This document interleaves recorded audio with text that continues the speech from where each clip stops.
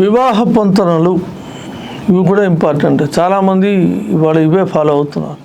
వివాహ పొంతనలు ఉంటాయి, ఎన్ని పాయింట్లు వచ్చాయి సార్ అని చెప్పి అడుగుతారు. వివాహానికి పాయింట్లు 36 ఉంటాయి. దాదాపుగా 33 కంటే ఎవరికి ఉండవు. ఒక్క పరమేశ్వరుడు కూడా 33 నాకు తెలిసి ఎవరికి లేవు. ఈ 33 పాయింట్లు ఎన్ని ఎక్కువ వస్తే అంత మంచిది అని చెప్పి అంటారు. 18 కనుక వస్తే ఫెయిల్, 18 లోపల వచ్చినా ఇంకా ఫెయిల్ చేసుకోవద్దు.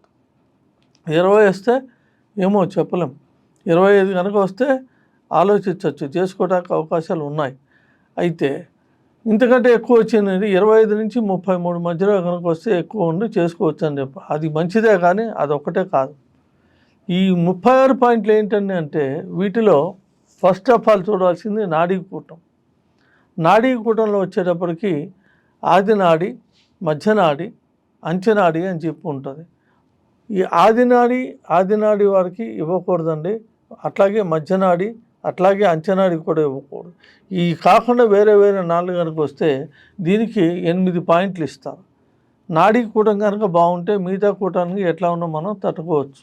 నాడీ కూటం కనుక చెడిపోతే ఇది చెడిపోయింది కాకుండా అన్ని కూటాలు కూడా చెడగొడుతుంది.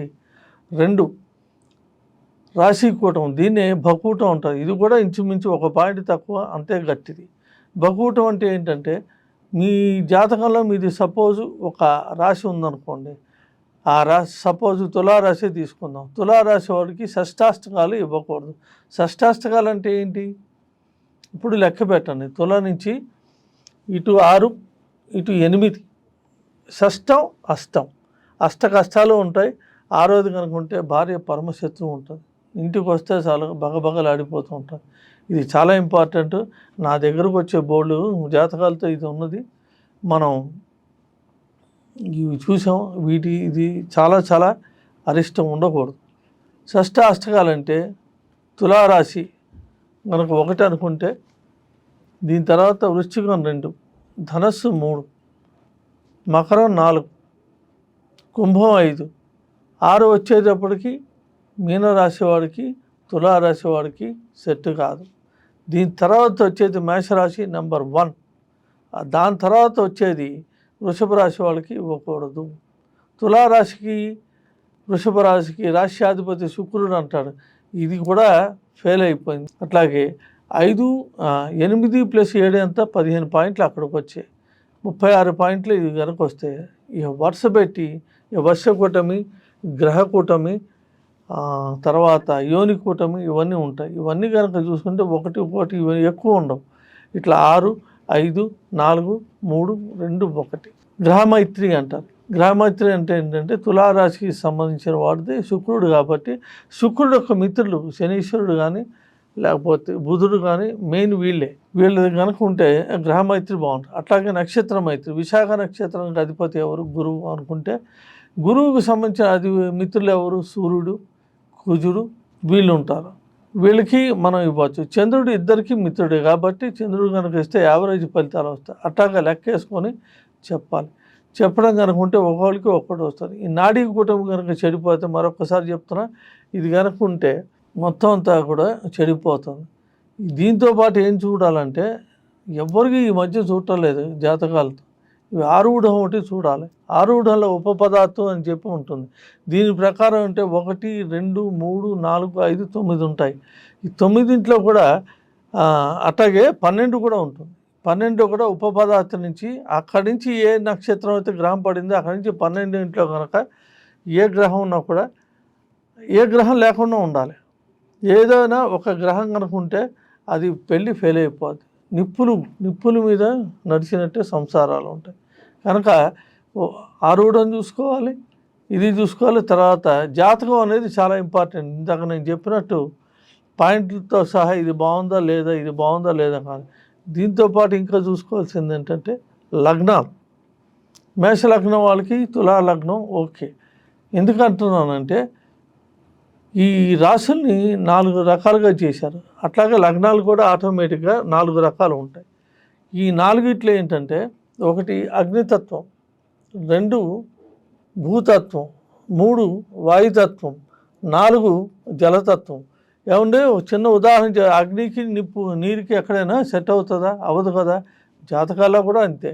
కాబట్టి అగ్నితత్వం వాళ్ళకి జలతత్వం కానీ భూతత్వం కానీ సెట్ కాదు. జలతత్వం భూతత్వం మిత్రులు, అట్లాగే అగ్నితత్వం వాయుతత్వం మిత్రులు. తులారాశి అనేది వాయుతత్వం కిందకు వస్తుంది కాబట్టి ఇవ్వచ్చు. ఇవి కూడా వివాహాలు అత్యంతమైన ఇంపార్టెంట్. బోల్డ్ మంది చూస్తున్నాం మనం. చూసి 36 పాయింట్లు అనేది తప్పండి, అట్లా చూసుకోకూడదు. డీప్గా వెళ్ళాలి. వివాహం అనేది 100 ఏళ్ల పంట. ఎట్లా పడితే అట్లా చేసుకుంటే 2 వారాలు ఉంటుంది, లేకపోతే తెల్లారిపాటిగానే ఉంటుంది. నాకు తెలిసి ఇన్ని ఉన్నాయి. 2 రోజుల తర్వాత ఇచ్చిన నగలతో సహా పారిపోయిన వాళ్ళు బోల్డు మంది ఉన్నారు.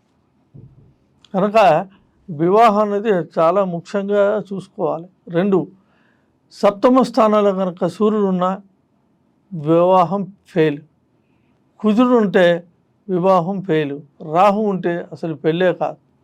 పెళ్ళి చేసుకున్నా కూడా వాళ్ళిద్దరికీ వాళ్ళు వేరే సంసారం, వీళ్ళు వేరే ఉంటుంది.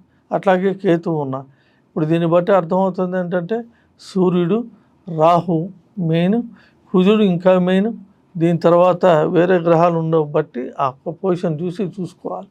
వాళ్ళ గ్రహంలో మంచిగా గ్రహాలు ఉండి మంచి భర్త వస్తారు. అట్లాగే అబ్బాయి జాతకంలో కనుక లగ్న స్థానంలో కనుక 7వ స్థానం కనుక బాగుంటే మంచి భార్య వస్తుంది. ఇది ఎట్లా మనం తెలుసుకోవాలంటే కుజుడు అనేది గొడవలు కారకు. కాబట్టి వచ్చే ఆవిడ అందంతో సంబంధం లేదు, గుణంతో సంబంధం లేదు. నిన్ను చూస్తేనే చాలు నిప్పుల మీద పోసుకునే ఇది ఉంటుంది. అట్లాగే భర్తకు కూడా 7వ స్థానంలో కనుక కుజుడు ఉంటే భార్య మీద అనుమానం ఉంటుంది. ఇంత అటువంటి వాళ్ళకి అందమైన అమ్మాయిలు ఇవ్వకూడదు కాదు కదా. కురిపి అని ఎవరైతే అనుకుంటారో అటువంటి భార్యలు ఇచ్చినా కూడా వాళ్ళ అనుమానపడే తత్వం ఉంటుంది. దయచేసి మీరు అర్థం చేసుకోండి. అట్లాగే చంద్రుడు ఉంటే చంద్రుడిలో కూడా 2 రకాలు ఉన్నాయి. ఒకటి క్షీణచంద్రుడు, ఒకటి వృద్ధి చంద్రుడు పున్నమి నాడు కనుక చంద్రుడు ఉంటే వాళ్ళ జీవితం అనేది బ్రహ్మాండంగా ఉంటుంది. దీన్ని ఏమంటారంటే నైసర్గిక శుభులు అంటారు. నైసర్గిక శుభులు వచ్చేటప్పటికి గురువు ఉంటాడు మెయిన్, తర్వాత శుక్రగ్రహం ఉంటుంది, తర్వాత చంద్రుడు, తర్వాత శుభుల్లో ఉన్న బుధుడు. బాగా అర్థం చేసుకోవాలి. బుధుడు శుభగ్రహమే కానీ సూర్యుడి పక్కన ఉంటే ఓకే, బుధాదిత్యోగం అది చేసుకోవచ్చు. కుజుడు పక్కన ఉంటే శత్రువు, రాహు పక్కన ఉంటే అసలు చేసుకోకూడదు. అట్లాగే సప్తమంలో రాహువు ముఖ్యంగా శుక్రుడు ఇద్దరు కనుక ఉంటే ఇది అన్య మతం కానీ అన్య కుల సంబంధం కానీ ఖచ్చితంగా జరిగే అవకాశాలు ఉంటాయి. ఒకవేళ నాకు అటువంటి ఏం లేదంటే డీప్గా వెళ్తే మనకు అర్థమవుతుంది. దేనికైనా సరే జాతకం అనేది మామూలుగా కాదు, బాగా డీప్గా వెళ్ళి ఒక్కొక్కటి అర్థం చేసుకుంటూనే ఈ వివాహాలు అనేది సెట్ అవుతాయి. ఎంతో మందిని చూస్తున్నాం మనం. దాదాపు ఈ రోజుల్లో 45 మంది నా దగ్గరకు వచ్చేవాళ్ళందరూ ఈ డైవర్స్ కేసులే వస్తున్నారు. కనుక మనం ఇటువంటివన్నీ ముందు జరగకుండా చూసుకోవాలి. ఇది చాలా అవసరం అండి. కనుక దయచేసి మన ప్రేక్షకులందరూ అర్థం చేసుకుంటారని కోరుకుంటున్నాను.